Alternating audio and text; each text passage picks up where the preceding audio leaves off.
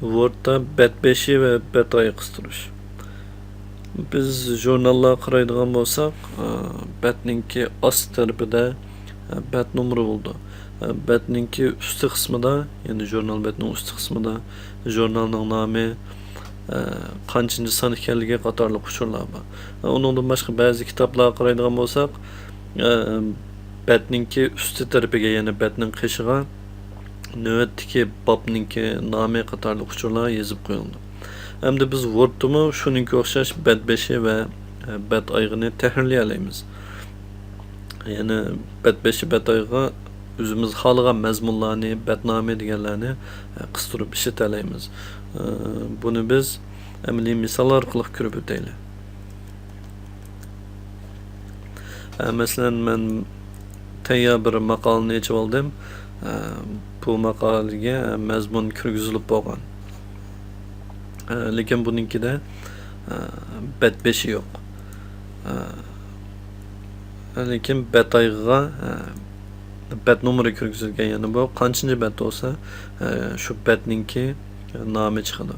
Hamda biz mushuninki nisbatan bet 5 qo'shish mashg'ulot qilib bir baqayli. Bet 5 qo'shish uchun odatda bet 5'iga mousni qo'shsak, bet 5'i tahrirlash rayini o'zi eshitadi. Yoki bo'lmasa qistirishdan bet 5'i deganni tanlasak bo'ladi. Yani bet 5'ini tanlasam bu yerda har xil tayyor bet 5'i qiliplari ko'rsatildi.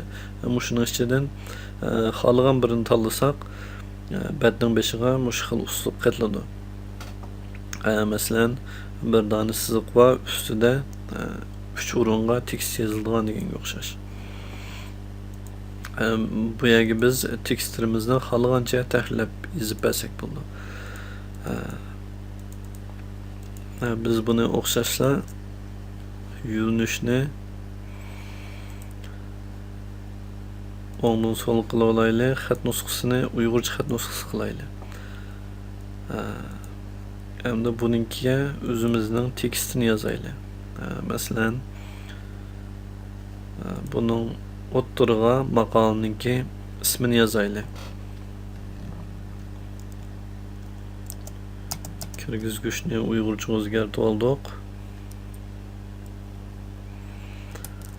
Chag'atay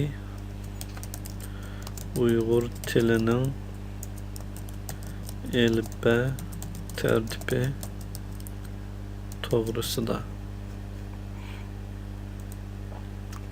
Bu yerga biz yilni yozib qo'yaylik, 2014. Bu yerga avtorning ismi Ali Erkin deganga o'xshash. Biz bet 5'ini qo'shib oldik. Hamda biz bet 5'dan boshqa xalqqa yerga mousni 2 qatim cheksak, asli tahrirlash rayini qaytamiz. Bu bet 5'i qistirilib bo'ldi. Bu bet 5'i biz odatda bir betninkilam tahrirlaymiz, boshqalari avtomatik holda o'rta qistirildi. Masalan, men birinchi betni tahrirladim. Ikkinchi betga kelsam, bu mazmun yana o'xshash bor. Ya'ni maqola oxirlashguncha hamma betda bu mazmunlar takror ko'rindi. Hamda biz bet ayg'ini tahrirlamoqchi bo'lsak, yana o'xshashlab bet ayg'ini qo'shsak yoki bo'lmasa qistirish tizimligidan bet tigi deyilibdi bu yerda. Yani bet ayg'i. Shuningkin xohlagan bir turni tanlasak bo'ldi. Uningdan boshqa bu bet ayg'iga ko'pincha bet numeri qistiramiz. Bu vaqtda biz yana o'xshashlab qistirish tizimligidan masalan buningdagi bet numeri deganni men o'chirib o'tib turay. Bet numeri yo'qolib ketdi. Hamda men qistirmoqchi bo'lsam, qistirish tizimligidan bet numeri deganni tanlayman. Buning ichida bet numerini qistiradigan o'rinni tanlash bo'ldi. Ya'ni bet usti, ya'ni bet qishig'imi, bet 5'ig'imi yoki bet ostig'imi, ya'ni bet ayg'iga qistiramsiz deganga o'xshash. Yoki kirvakka o'ng so'l deganga o'xshash. Yoki mouse qayerda bo'lsa shu yerga qistiramsiz deganga o'xshash. Biz bet osti deganni tanladik. Buning ichidan odatda Uyg'urcha betlarga sol tarafga qissak ko'rishga qulayroq bo'ldi. Yani bu xil shaklda yoki xat bilan birga qistiramiz deganga o'xshash. Buni tanlasak betning oyog'iga bet nomeri avtomatik qistirildi.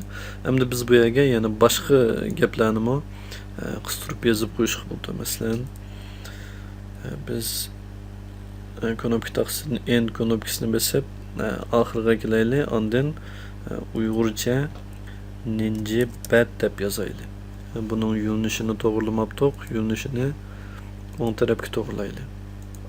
Yani bu yerda 6 bet degan gap qistirildi. Buni xat nusxasini Uyg'urcha qildik. Buningki bet nomeri avtomatik qo'yiladi. Yani keyniga biz yozib qo'ygan xat chiqadi. Buni qaraydigan bo'lsak, biz 6 betni tahrirladik. Boshqa betlarni olsak, masalan 4-bet, 3-bet deganga o'xshash bet nomerlari avtomatik ko'rindi. Hamda buningki yo'nalishi toza muvofiq bo'lmabdi. Yani biz buni tahrirlasak bo'ldi.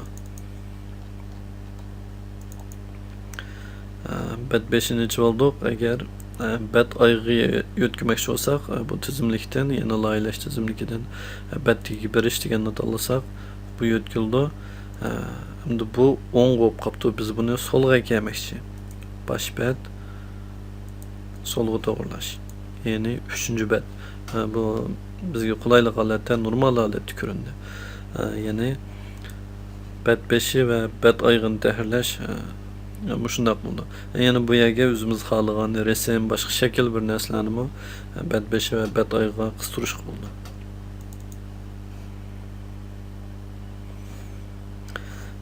Şunun bilan bet 5 va bet oyog'i qistirishga doir mazmunlar tugadi.